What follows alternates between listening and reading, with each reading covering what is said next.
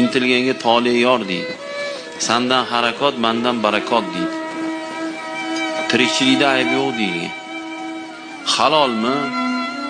Bo'ldi, uni ayb deb bo'lmaydi. Bo'ldi, shunga yetyapti bilimimiz, kuchimiz, libbo ish qilamiz halol bo'lgandan keyin. U tozaxonada haromxo'rlarga o'sha qimor o'ynab boy bo'lgandan ko'chada makulatura yig'ishtirib yurganimiz afzal. Musulmon shunday fikrda bo'ladi.